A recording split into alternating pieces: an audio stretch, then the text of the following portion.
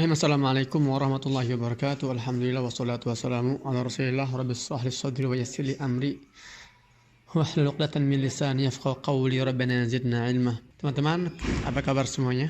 Kembali lagi bersama saya Muhammad Hussein di Gaza, Palestina.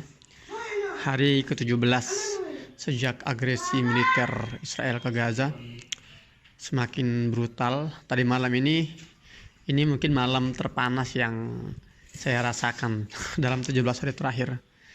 Itu bombardir itu sama sekali nggak berhenti tuh, bam bam, dan jaraknya dekat-dekat banget dengan posisi rumah saya, sampai jendela dan pintu itu pecah, pam gitu loh. Ya Allah, bayangin teman-teman gimana nggak panas ya. Dalam satu malam, tadi malam itu 400 warga itu meninggal dunia ya, syahid, terbunuh. Dan sejauh ini sudah hari ke-17, berarti jumlah total korban jiwa para syuhada ini sudah mencapai angka sekitar 5.000 lebih, dimana 2.000 lebih diantaranya itu anak-anak, 1.100 itu wanita. Ya Allah teman-teman, kalau antum dengar istilah 2.000 anak-anak itu yang meninggal, jasad, antum bayangkan 2.000 orang berkumpul, 2.000 mayat berkumpul. Itu Masya Allah bukan angka yang sedikit. Sementara korban luka mencapai angka 15.000 lebih. Dan saya mau membawa antum ikut dalam suasana tadi malam. Jadi sepanjang malam saya tuh melek aja kan, ya saya ngetik, kemudian mendengar suara gitu ya, bum, meledak, semakin dekat. Saya pikir gini, kalau rumah ini ditarget palingan ntar ambruk gitu kan beton di atas tuh, ambruk menimpa saya, mungkin kepala saya duluan yang kena atau badan saya yang kena, gimana ya gitu ya. Dan kira-kira apakah saya langsung meninggal atau terluka parah atau gimana, itu yang berkecamuk. Tapi saya pikir ya, kalau memang sudah waktunya ya insya Allah lah kita terima gitu kan. Dan kita berusaha terus ya, la ilaha illallah, banyak-banyak zikir, Masya Allah ya.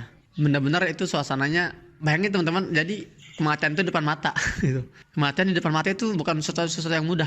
Dan ya mungkin saya belum sekuat ya, belum setegar orang-orang Gaza ya. Masya Allah, mereka benar-benar banyak yang menginspirasi ya, dan saya banyak belajar dari cara mereka menghadapi kematian. Tapi jujur semalam itu benar-benar saya pikir mungkin adalah malam terakhir saya gitu. Dan itu bisa menjadi lebih buruk malam ini, karena memang dari malam ke malam akan selalu lebih parah. Dan saya sudah jelaskan di postingan Instagram saya tadi pagi, memang intensitas serangan malam hari itu jauh lebih dahsyat dibandingkan serangan siang hari. Memang itulah sifat Yahudi itu, sengaja mereka itu menyerang malam hari itu biar mentarget mental warga yang sudah lelah seharian lelah bergerak, mencari perlindungan, mencari makan yang sulit ditemukan, mencari air minum bersih yang terpaksa mereka harus mengonsumsi air ledeng. Artinya mereka seorang ayah yang berusaha memberikan makan buat anak-anaknya, seorang ibu yang berusaha menenangkan bayinya di siang hari. Di malam hari ketika waktu mereka untuk istirahat, waktu kita untuk istirahat, kemampuan, kesempatan untuk memberikan informasi, berbagi cerita yang saya alami dari dalam jalur Gaza. Karena saya juga paham teman-teman sangat menanti-nantikan semua informasi dari kami di Gaza, karena memang sejauh ini belum ada media di Indonesia atau di dunia yang benar-benar memberikan informasinya secara benar-benar secara objektif gitu ya. Karena banyak narasi-narasi dan kepentingan-kepentingan yang berusaha disampaikan. Ya teman-teman, sekarang saya akan membahas tentang sebetulnya target Zionis ini apa sih? Kenapa mereka membombardir warga sipil? Kenapa mereka membombardir anak-anak dan wanita? Memang ini sekali lagi gambaran depresinya para tentara Israel. Mereka ini sudah tidak memiliki target yang bisa mereka habisi. Mereka mau mentarget para pejuang, ya para pejuang punya sistem keamanan sendiri, nggak bisa disentuh. Mereka mau mentarget para petinggi-petinggi Hamas, ya mereka juga punya sistem keamanan sendiri, jadi nggak tersentuh, nggak tahu di mana lokasinya. Maka pada akhirnya mereka frustasi dan depresi, udah kita bunuh aja anak-anak dan wanita itu. Apakah mereka membunuh secara random gitu ya, pokoknya rumah bam hancurin, ini rumah bam hancurin? Sebetulnya enggak. Saya harus fair di sini teman-teman, saya harus fair.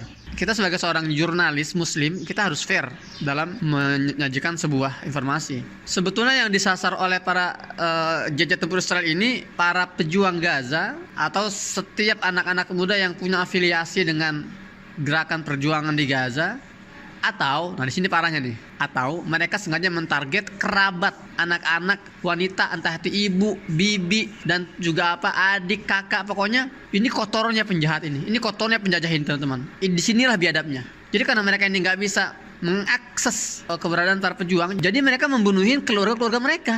Dan ini jelas benar-benar telah menyalahi undang-undang internasional, hukum internasional. Nggak boleh kita membunuh ibunya pejuang atau anaknya pejuang hanya karena kita nggak bisa mengakses atau mencapai target pejuang itu. Nah itu yang sedang terjadi di Gaza hari ini. Jadi mereka itu, para penjajah ini, ingin memberikan efek jerak untuk setiap keluarga yang berpikir untuk memasukkan anak-anaknya ke dalam barisan para pejuang. Ini parah banget sih. Jadi gini contohnya, saya kasih contoh nih. Misalnya taruhlah namanya Umar ini pemuda 24 tahun. Jadi dia misalnya bergabung dengan Brigade Ezdin Al-Qassam sudah 3 tahun misalnya ya. Nah jadi ketika pertempuran terjadi, Umar ini sudah di standby, sudah disiagakan oleh komandannya, oleh penanggung jawabnya di satu pangkalan tertentu untuk misalnya menghalau kalau ada serangan darat melalui jalur timur gitu ya misalnya. Jadi Umar ini berada di satu tempat yang tersembunyi yang tidak diketahui oleh musuh. Nah karena musuh ini dia nggak bisa menjangkau si Umar ini, akhirnya dia tuh apa? Target rumahnya si Umar. Ibunya, ayahnya itu dibunuhin, bam. Adik-adiknya, keluarga semua dibunuhin. Nggak cuma keluarganya, mereka juga mentarget kadang tetangganya dan sepupu-sepupunya, kerabat-kerabatnya. Orang yang nggak ada kaitan dengan Umar pun itu ditarget. Jadi mereka ingin memberikan pesan kepada masyarakat Gaza, jangan kalian coba-coba mendaftarkan anak kalian atau membiarkan mereka bergabung dengan kelompok ini. Hei kalian, kalau kalian punya tetangga yang bergabung dengan kelompok ini, maka hati-hati, kalian akan jadi target. Jadi separah itu, sebiadab itu tindakan mereka. Itu sudah di luar nalar itu. Jadi mereka itu berusaha untuk membuat para pejuang ini seperti apa ya istilahnya, patah semangat gitu ya. Sedang berjuang di depan, di garis depan, sedang berhadapan-hadapan dengan musuh, dan mendengar kabar semua keluarganya meninggal. Makanya kalau kita lihat polanya teman-teman, serangan-serangan udara Zionis ini ketika membombardir sebuah wilayah, itu dia membombardir satu gedung penuh. Jadi satu gedung itu biasanya ada 10 sampai 12 flat, hancur semua. Setiap flat, setiap rumah itu ada sekitar 7-8 orang. Bayangkan, coba antum kalikan deh. Jadi memang ini genosida satu keluarga full. Jadi penjajah itu ingin membumi hanguskan satu pohon keluarga dari A sampai Z. Makanya banyak di Gaza ini keluarga ini udah jadi nggak ada lagi kerabat sama sekali. Kadang dia cuma punya, ya misalnya punya 3 saudara dan saudaranya punya beberapa anak, semuanya mati dalam satu serangan. Akhirnya dia sudah sebatang kara. Sebatang kara ini bukan hanya nggak punya ayah, nggak punya ibu ya, saudaranya juga meninggal, adik kakaknya meninggal, sepupunya meninggal, ponaknya meninggal. Tuh banyak kasus di Gaza itu. Jadi mereka berusaha membuat efek jerak kepada para pejuang. Dan mereka kira ini akan berhasil. Ini nggak akan berhasil. Ini sudah terjadi sejak 2008 seperti ini memang konsepnya.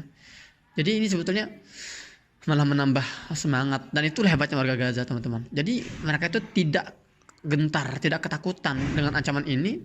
Malah ini menjadi pemacu buat mereka.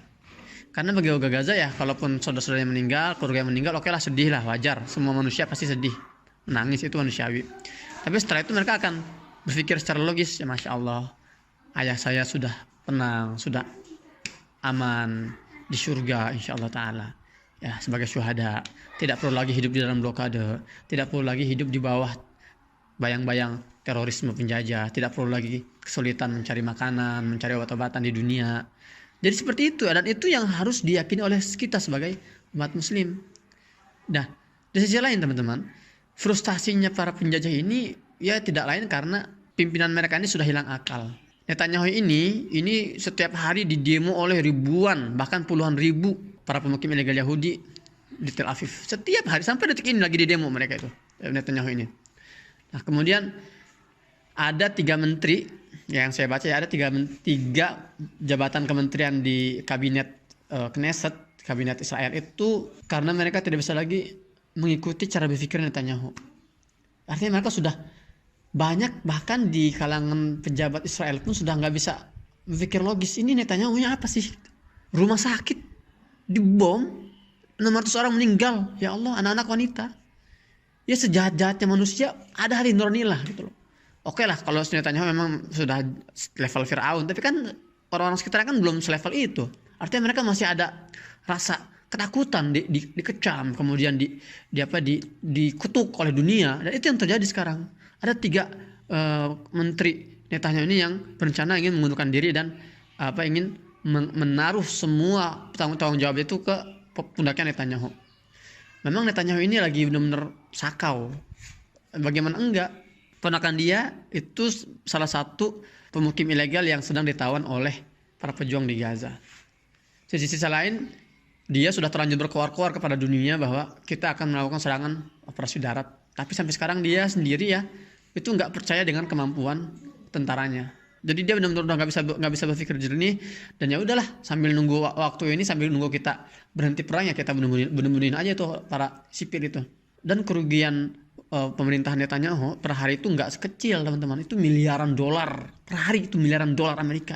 Dari misalnya bandara-bandara yang berhenti beroperasi, kemudian perusahaan-perusahaan yang berhenti kerja.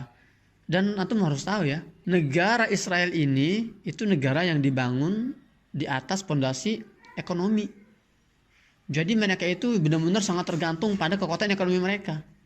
Ketika ekonomi mereka itu runtuh juga negara itu. Ketika banyak perusahaan-perusahaan besar di dunia yang membuka kantor-kantornya di Tel Aviv, itu banyak banget teman-teman, banyak banget itu. Dan mereka melihat kondisi perang seperti ini, ya mereka harus menarik diri. Artinya perputaran roda ekonomi di Israel ini benar-benar lagi mandek, lagi down-downnya. Kerugian tuh bayangin coba, satu hari bisa bermiliar-miliar dolar itu 17 hari loh. Itu Masya Allah besar sekali kerugiannya kan. Belum lagi kerugian mental. Sejauh ini sudah ada 200.000 pemukim ilegal Yahudi yang mengungsi. Baik itu mengungsi dari wilayah selatan maupun dari utara karena ada desakan dari Lebanon. Serius, hari ini Zionis sedang berada di fase titik terendahnya mereka. Dan ini adalah kesempatan untuk negara-negara dunia, negara-negara muslim dunia untuk mengambil alih Palestina dari penjajahan Israel. Dan ini ketakutan terbesar yang sedang mereka hadapi. Amerika pun sadar bahwa mereka ini nggak akan mampu menghadapi serangan dari Lebanon kalau pihak Hizbullah misalnya menyerang. Seperti itu. Apalagi dari Gaza juga semakin kuat serangan-serangannya. Jadi memang seperti yang saya sampaikan kemarin teman-teman, ada pergolakan internal yang sangat dahsyat dalam tubuh pemerintahan Netanyahu ini yang membuat mereka ini sebetulnya sudah maju mundur kena gitu loh. Terlanjur berstatement kita akan serang darat secara masif. Tapi di sisi lain dia tahu kekuatan mereka itu nggak mungkin bisa menembus pertahanan Gaza, dan mental tentara mereka itu benar-benar kacau balau. Saya mungkin sudah pernah sampaikan ke antum ya bahwa semua tentara Zionis yang masuk ke Gaza itu mereka menggunakan Pampers. Di antara sebabnya yang saya dengar itu karena ketakutan mereka itu sangat besar. Jadi gampang kencing lah, gampang kencing di celana gitu loh. Jadi mereka dipaksa pakai Pampers gitu loh. Dan terpaksa menggunakan Pampers. Jadi kalau ada yang bertanya misalnya, jadi kapan mereka rencananya mau masuk serangan darat? Saya nggak perlu menjawab dengan jawaban dari saya, dengan analisa terlalu ribet ya, terlalu bertele-tele. Itu sudah ada jawabannya sejak 1400 tahun yang lalu. Dalam surat Al-Maidah ayat 21, ya kita sudah pernah mendengar bagaimana orang-orang Bani Israel itu dulu itu diminta untuk melakukan operasi darat oleh Nabi Musa. Jadi bukan sekarang doang. Jadi Nabi Musa pun sudah pernah memerintahkan mereka untuk serangan darat. Jadi ketika Nabi Musa berhasil menyelamatkan Bani Israel yang beragama Muslim saat itu ya, bukan beragama Yahudi seperti yang diklaim oleh Abu Janda dan keronco-keronconya, teman-teman sekolahnya. Kata Nabi Musa, setelah Allah selamatkan dari Fir'aun dengan membelah lautan itu ya dengan tokatnya, sampailah di perbatasan antara Mesir dengan Palestina. Saat itu Nabi Musa mengatakan, ayo semuanya kita sudah sampai nih di tanah Palestina yang Allah janjikan untuk kalian semua, untuk kita semua. Kata Nabi Musa apa? Ya qaumi dukhulul ardal muqaddasata allati kataballahu lakum. Wahai Bani Israel, ayo kita masuk semua nih. Kita lakukan serangan darat, kita perang, masuk ke tanah Palestina yang sudah Allah tetapkan untuk kita semua. Wala tartaddu ala adbarikum fatanqalibu khasirin. Jangan ragu, pokoknya jangan mundur. Kalau mundur kamu rugi. Dan dalam ayat lain dikatakan, kalau kalian masuk, kalian pasti menang gitu loh. Apa jawaban Bani Israel saat itu? Qalu ya Musa inna fiha qauman jabbarin wa inna lan nadkhulaha hatta yakhruju minha fa in yakhruju minha fa inna dakhilun. Persis seperti yang terjadi hari ini. Jadi tentara ini takut. Satu-satunya kondisi syarat agar mereka masuk itu apa? Warga Gaza keluar dulu. Itu persis kondisinya. Seperti yang terjadi saat masa Nabi Musa. Sama seperti yang terjadi hari ini. Dulu ketika mereka diminta masuk oleh Nabi Musa, masuk aja, kalian pasti menang. Kata mereka, nggak mau, wah takut saya, di sana ada orang-orang kuat. Kami nggak akan masuk kalau mereka tuh belum keluar. Jadi mereka keluar dulu, baru ntar kami masuk. Artinya dia tuh nggak berani perang, takut. Operasi darat itu nggak berani.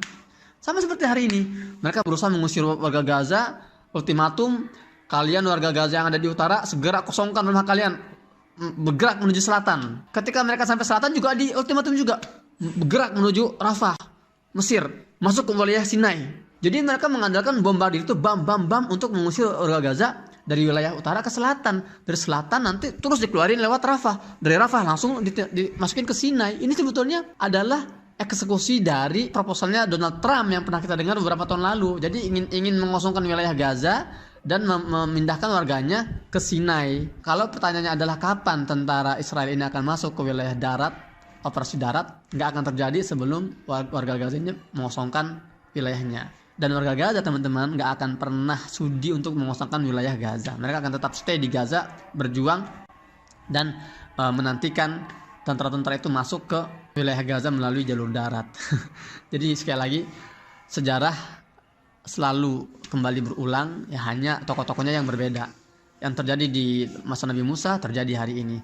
Dan teman-teman, ini sudah azan maghrib, saya harus segera menyudahi konten kali ini. Doakan untuk kami di Gaza Palestina, semoga Allah mudahkan urusan kami, Allah kuatkan kami. Saya Muhammad Hussein di Gaza Palestina. Assalamualaikum warahmatullahi wabarakatuh.